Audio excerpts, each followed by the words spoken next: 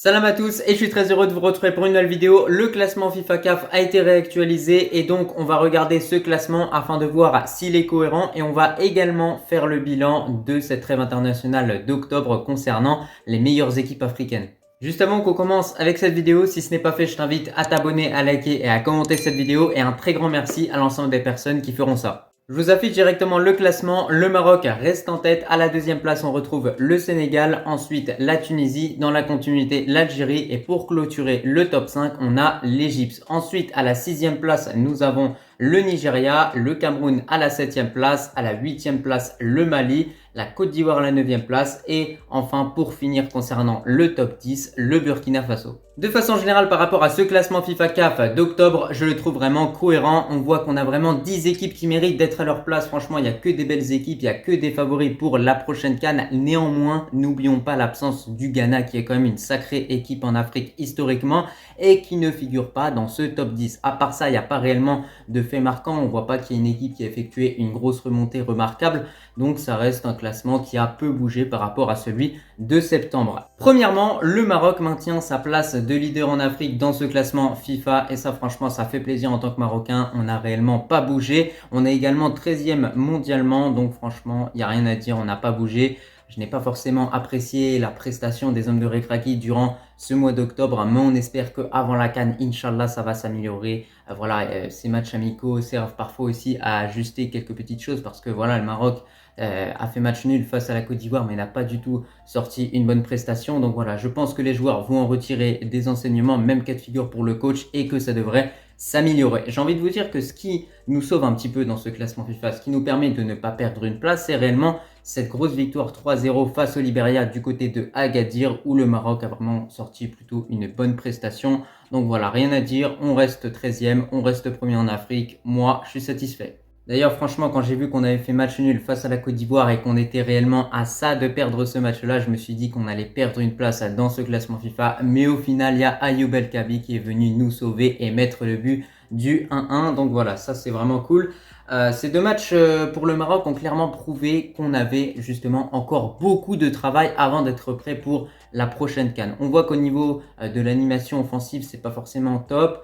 On voit que défensivement, parfois, il y a quelques failles dans la défense. Donc voilà. Je pense que Regragui et son staff travaillent dur en ce moment sur ça pour essayer de trouver les solutions à tous les problèmes que notre équipe nationale a pu rencontrer durant ce dernier rassemblement. Et logiquement, pour ce prochain rassemblement de novembre, ça devrait s'améliorer.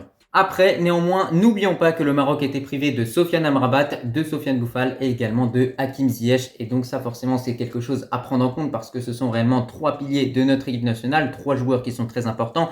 3 titulaires indiscutables. Et donc voilà, je pense qu'avec un Sofiane Amrabat, on n'aurait pas assisté au même type de match face à la Côte d'Ivoire. Même cas de figure, si Sofiane Boufal aurait été là, il aurait pu apporter beaucoup plus de percussions par rapport à Amin Harit qui a quand même sorti un match assez décevant dans l'ensemble, en tout cas face à la Côte d'Ivoire.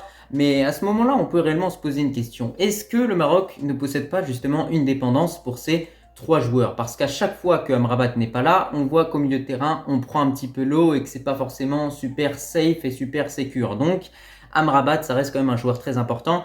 Sofiane Boufal, c'est aussi un joueur qui nous permet justement de nous créer un maximum d'occasions.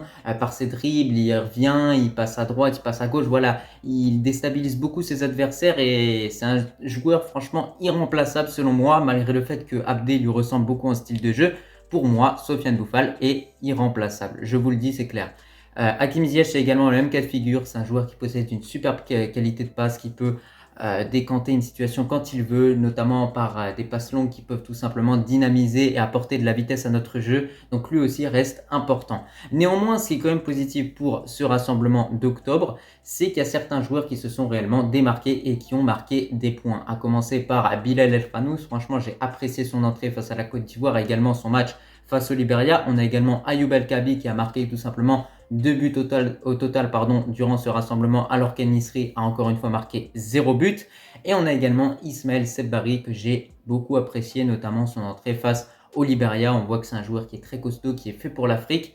Et voilà, j'ai envie de voir ce genre de joueur jouer avec le Maroc. On passe désormais au deuxième de ce classement FIFA CAF, le Sénégal qui a disputé seulement un seul match durant ce rassemblement d'octobre et les Sénégalais ont affronté le Cameroun. Ils se sont imposés sur le score de 1-0 grâce à Sadio Mané. Bah écoutez, on a plutôt un bon bilan pour les Sénégalais. Franchement, belle victoire contre quand même une très grosse équipe camerounaise qui reste un des favoris pour la prochaine CAN.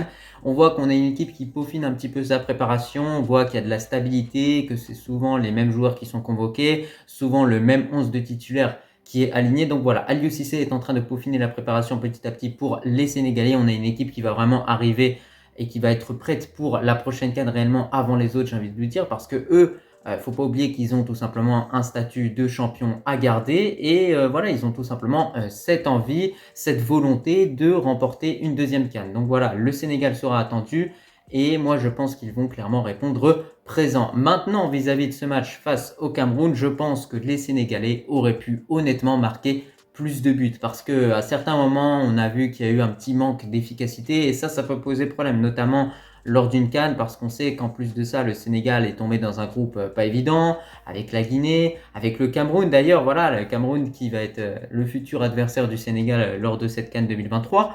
Donc voilà, cette confrontation en match amical entre le Cameroun et le Sénégal nous prouve maintenant que actuellement le Sénégal est supérieur à cette équipe camerounaise. Est-ce que ce sera le cas dans quelques mois? Ça, c'est une autre question qu'on se pose. En tout cas, voilà, j'ai rien d'autre à dire par rapport au Sénégal qui mérite totalement cette deuxième place. Ensuite, dans ce classement, on a les Tunisiens et cette dernière trêve internationale d'octobre est clairement à oublier parce que ils ont tout simplement concédé deux défaites, une face à la Corée du Sud sur le score de 4-0 et une autre défaite sur le score de 2-0 face au Japon. Déjà, je ne comprends pas l'intérêt d'affronter le Japon et la Corée du Sud alors que tu dois préparer logiquement une Coupe d'Afrique. Alors, à moins que ton équipe ait une superbe stabilité, tu peux te permettre peut-être d'évaluer ton niveau face à des équipes asiatiques qui restent quand même des très bonnes équipes.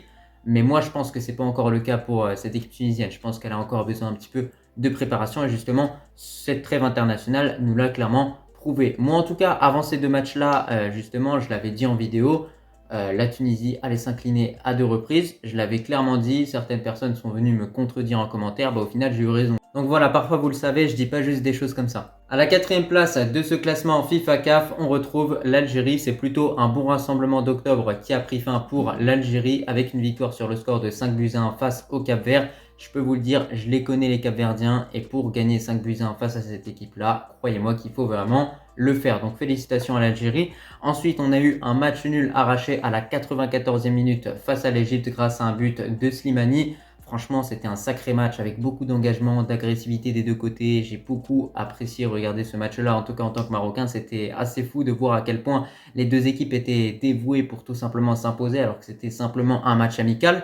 Mais alors par rapport à cette équipe algérienne, elle a beaucoup été critiquée, notamment parce qu'ils ont été durant la majeure partie du match face à l'Égypte en supériorité numérique et ils auraient dû peut-être l'emporter justement grâce à cela.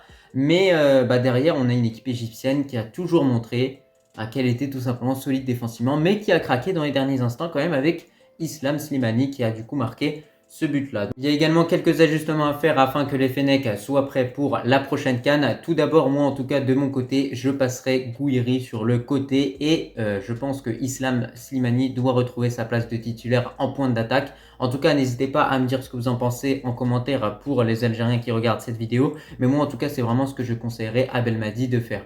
Mais sinon, dans ce classement FIFA, l'Algérie gagne une place mondialement avec du coup une 33e place maintenant. Et en Afrique, ils sont classés 4e comme je l'ai dit. Pour finir avec ce top 5, l'Égypte ne bouge pas. Les Pharaons sont 5e en Afrique et 35e dans le monde.